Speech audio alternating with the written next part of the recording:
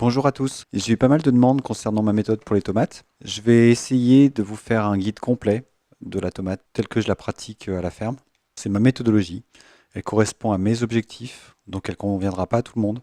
Mes objectifs, c'est de produire le plus de plants possible dans le moins d'espace possible. De bénéficier du chauffage de la maison plutôt que d'investir dans une serre chauffée. C'est une méthode que j'utilise pour les tomates, pour les aubergines, pour les piments, pour les poivrons, pour les physalies. Voilà, pour toutes les solanacées de manière générale, plus quelques plantes aussi qui vont demander un petit peu de chaleur tôt en saison. À la ferme, je fais de la graine à la graine.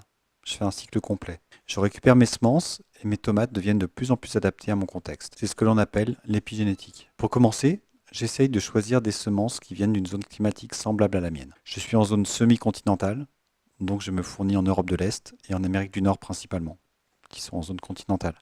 Ensuite, je choisis des semences reproductibles, donc non hybrides et bio dans la mesure du possible. Dernière chose, je panache entre des variétés déterminées, qui auront un cycle de croissance qui va s'arrêter, et des variétés indéterminées, qui poussent jusqu'à la fin de la saison.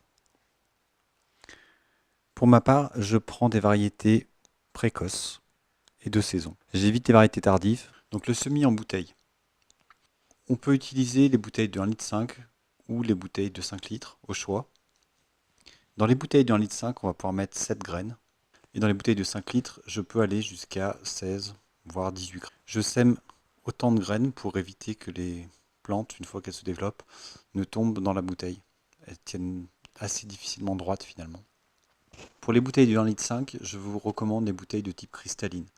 D'abord pour la couleur, plutôt claire, éviter les bouteilles colorées. C'est une bouteille qui ne va pas se refermer progressivement comme des bouteilles d'autres marques plus connues. Et donc ça va laisser un plus grand volume d'air pour nos tomates, plus d'espace pour se développer. Au niveau de ce qu'il vous faut, il va vous falloir des petites billes d'argile. Vous pouvez mettre des cailloux éventuellement si vous n'en avez pas des masses. J'ai acheté des billes d'argile, je les lave, donc chaque année je les réutilise. Je réutilise les bouteilles aussi. Donc très très peu d'achats à part le terreau finalement. Première étape, on prend la bouteille, on la coupe à la moitié à peu près. On va remplir la partie basse de billes d'argile à 1/3 de la hauteur. On va couvrir toutes ces billes d'argile avec de l'eau tiède, histoire de gagner un petit peu de température. On met notre terreau, on met notre petite graine. Alors moi ce que je fais c'est que j'en mets une au milieu et 6 en étoile autour. À peu près 2 cm l'une de l'autre. Ensuite je prends un tamis, surtout pour les petites graines, pour leur laisser suffisamment de force pour arriver à percer. On ne va pas trop les enterrer.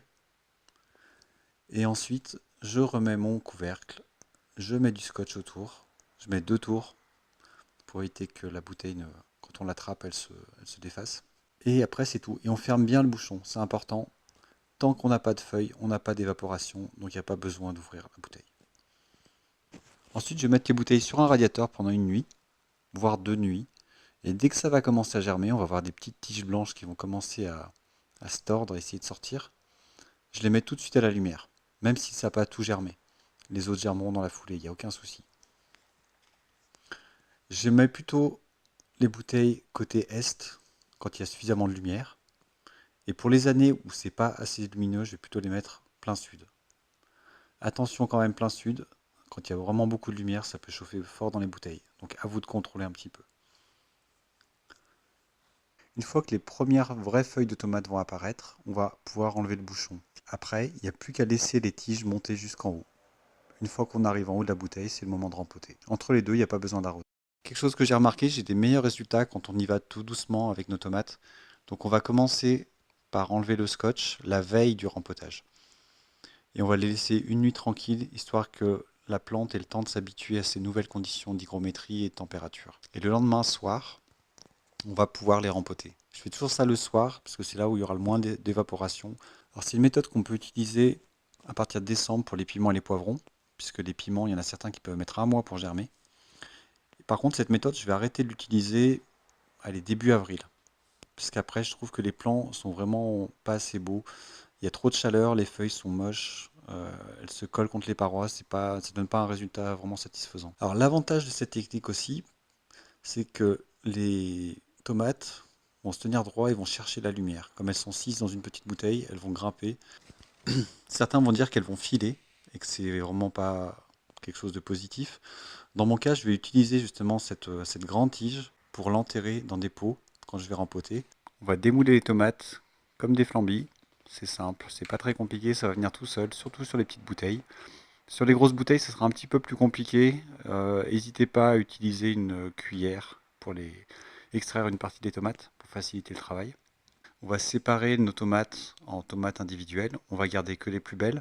On va enlever les cotylédons parce qu'ils ne servent plus à rien maintenant. Et on va enterrer nos grandes tiges pour créer de la racine supplémentaire. On les observe quand même. Je vais les humidifier par bassinage, donc par le dessous, pour que l'humidité remonte par capillarité et pour qu'on conserve cette porosité du terreau.